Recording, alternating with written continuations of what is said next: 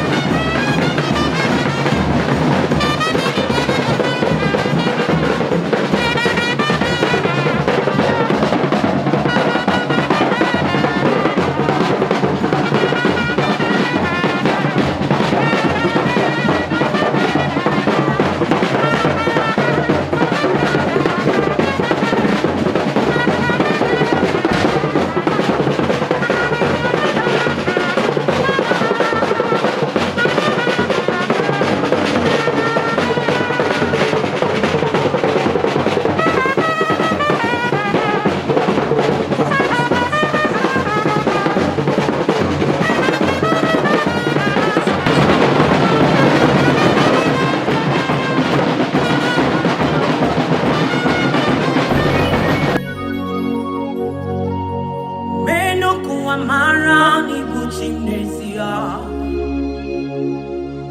Meno kuwa mara no bugibu chimu. Akwadibu na nyamja uso. Ibu lilanya mwemne weko lilanya. Ojijiji dema wani wanyere ya gerio. Biko wanyenu mukamrie. Iyeri ama mebia. Iyeri ama mebia. Iyeri ama mebia. Iyeri ama mebia. Omako bidonye. Omako bidonye bia. Omako bidonye. Omako bidonye bia. Omako sidirime. Omako sidirime bia. Omako sidirime. Omako sidirime bia. Onye nemema. Onye nememe sebubia. Odogwa kataka. Odogwa kataka bia. Oloriye dari logo. Agune chemba bia.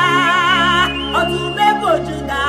Odume bojuda bia. Inasinu muchere.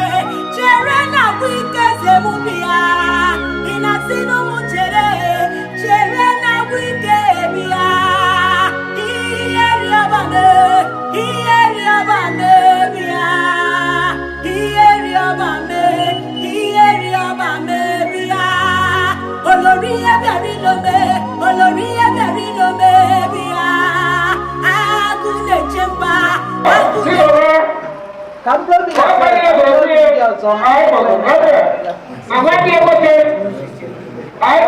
la fel,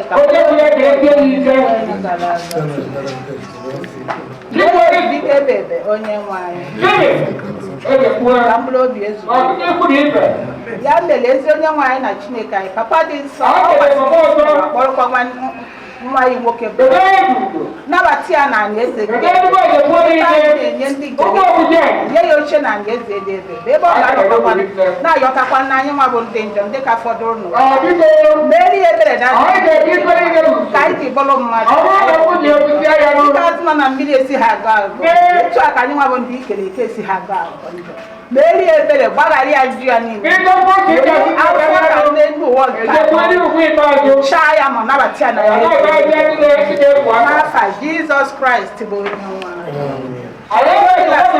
obi ndị kwelu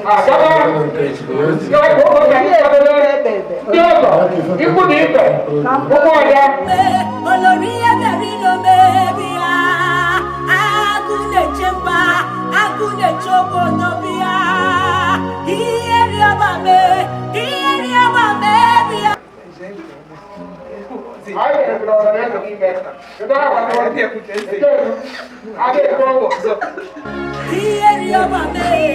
iyeri ọbame bịa ọmanụkọ sidirime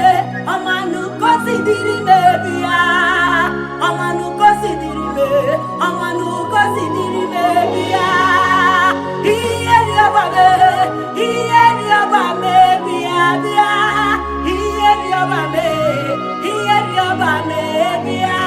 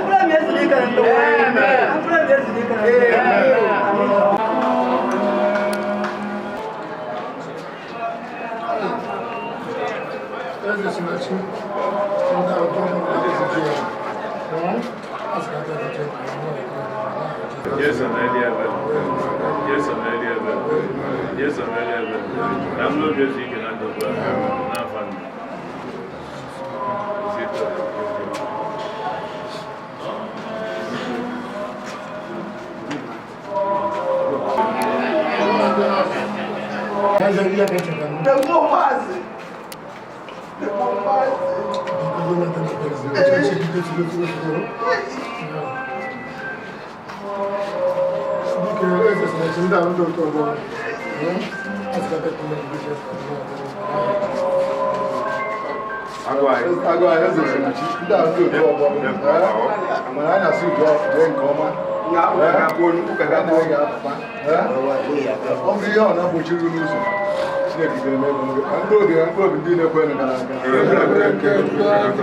Jesus Christ, Maria, Jesus Christ, Maria, and progress we can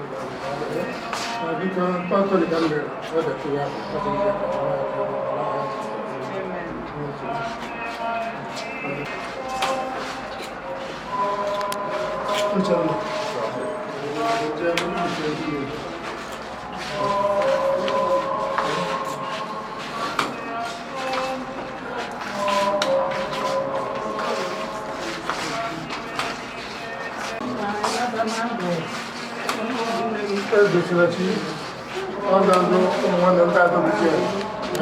Let's get to the chair.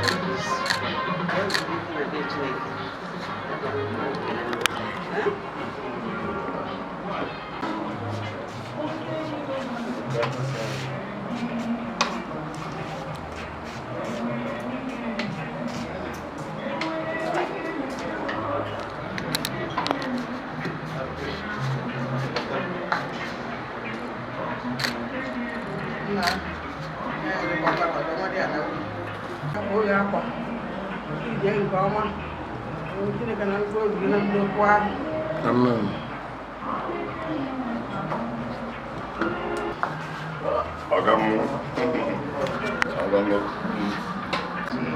Ịgba mbọ ka nwoke si agba mbọ ọ dịghị izi ọ foundation ka ebe ezigbo onye nna ọga m ọ mmadụ ka ebe ọsọ ndị ka gị na-abụ na-ekwu nwa nwoke emeji nke egwuregwu ebe chairman m udo dị nna ahụ ibe dị mma Sunday mụ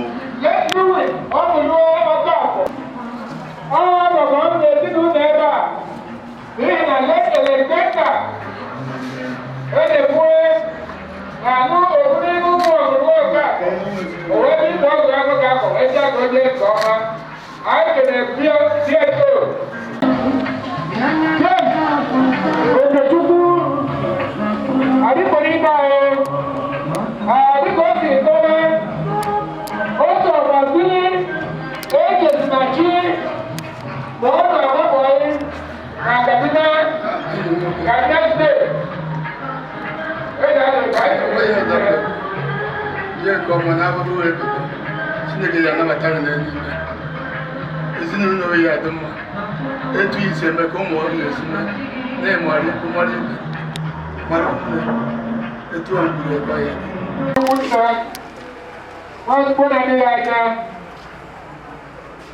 ụgbọ ogbu ndị anyị na ụgbọ ogbu nwere ọtọ maka na-adị mkpadobe ụlọ hotel edobe ụlọ ụka Ezesinachi ndị na-abata kịta ndị nna-agwa echi ha sị ka ebe ka oge akwa ya na-agwa gị nke ọma na-adịrị na n'aha Jizọs. Ezesinachi Chineke mmemme nke oyibo echi ị nọgọdụ dị ka dị na Chineke mana nke ime bụ na ị bịakwa ụwa anyị na ya ụdị afọ ya tara forever as a war.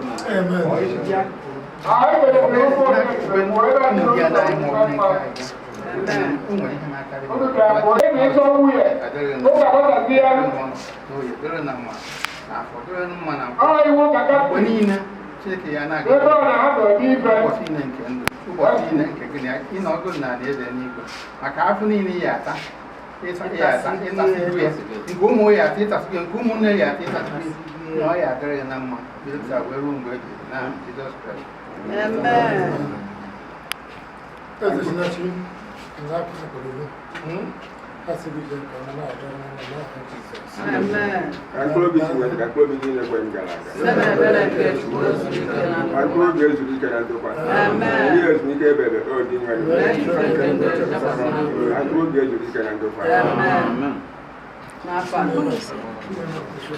of our Lord Jesus Christ, the Father of mercies and the God of all consolation, He comforts those who are in trouble with the same consolation we have received from Him.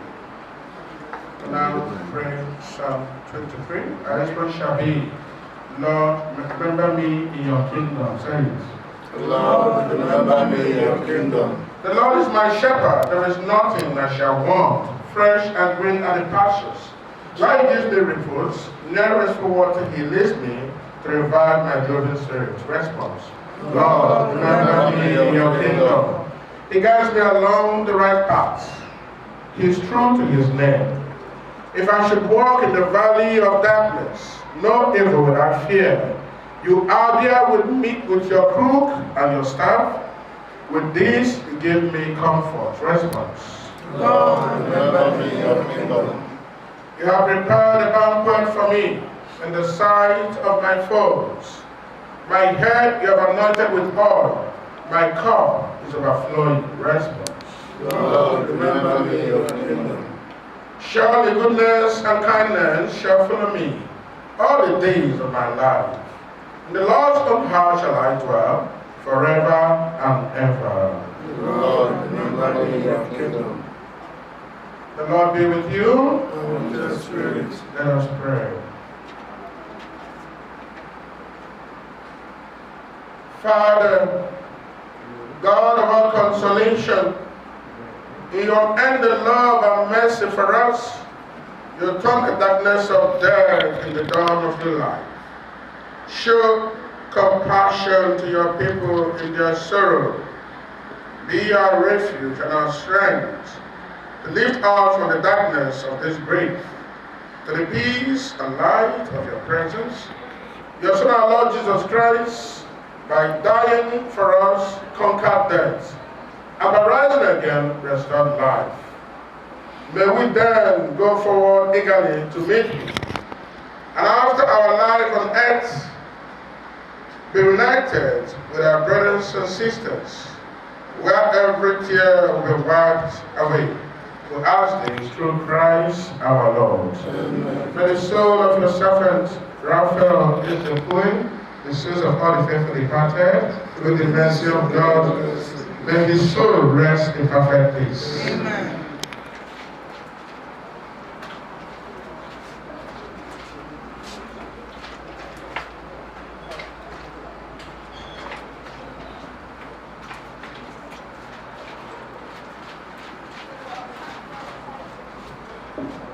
The Almighty God visits us like that here, the Father, the Son, and the Holy Spirit. Amen.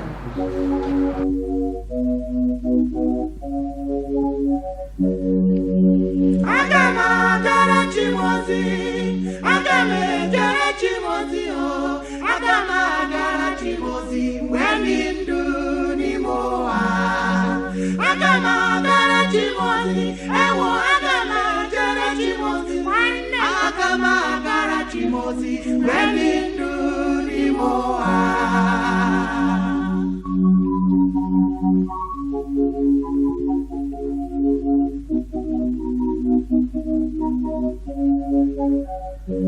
N'ezie aga m agara Chimozi, aga m ejere Chimozi, aga m agara Chimozi mgbe dị ndụ n'ime ụwa.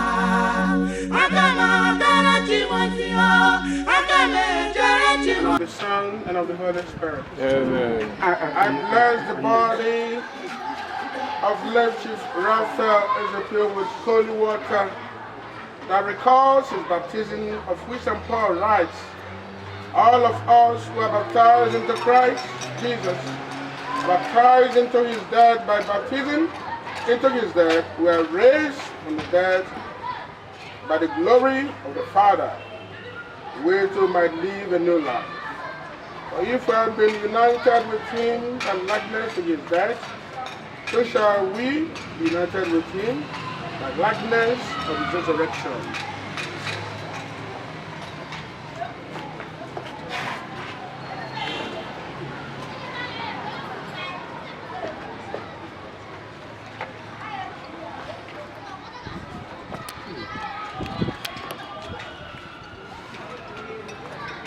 Let us pray.